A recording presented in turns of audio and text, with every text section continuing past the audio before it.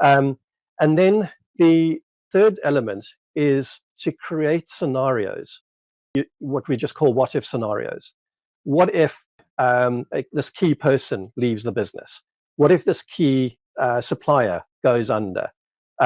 What if our bank puts a hold on our account and we can't get any money out? All these kind of scenarios, and even as far as once we've covered all the things that could happen, we go, what if there was a hot air balloon landed on the roof and crashed into the building?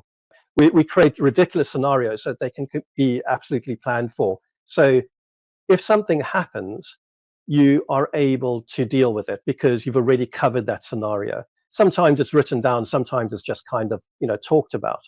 And the second element of that scenario is to create a profit and loss and cash flow for the worst times.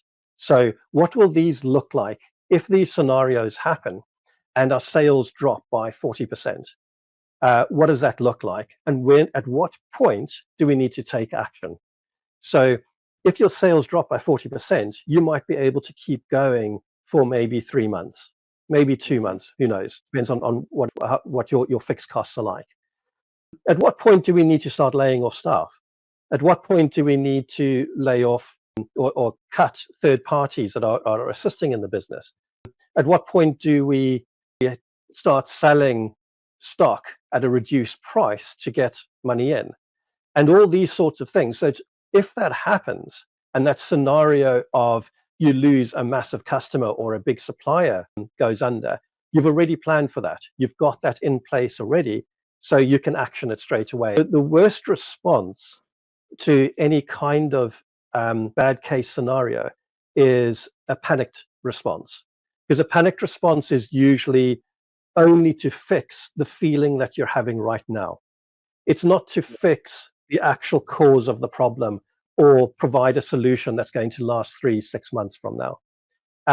So we do that sort of planning so that we can actually envisage what things might be like, and then come back all the way to the beginning and go, what can I do today to stop those things from happening?